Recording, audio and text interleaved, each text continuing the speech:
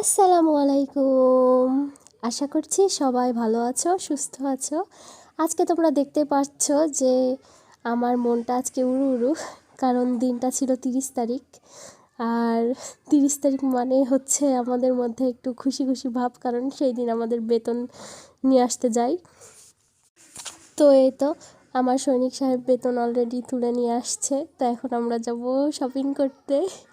মাসের শেষ বেতন আসা মানে শপিং আর শপিং।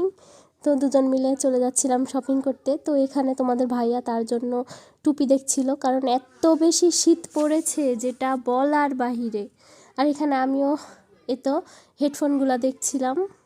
শীতের মধ্যে অনেক বেশি কষ্ট হয়ে গিয়েছে। তো এরপর আমরা ওই দিক থেকে শপিং করে এসে চলে আসলাম একটু কসমেটিক্সের দোকানে।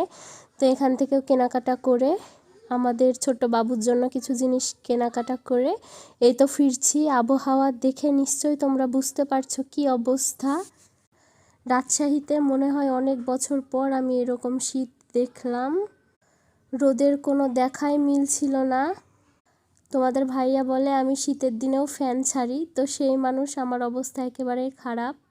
তো গাইস, আজকে এই পর্যন্তই। আল্লাহ হাফেজ সবাইকে।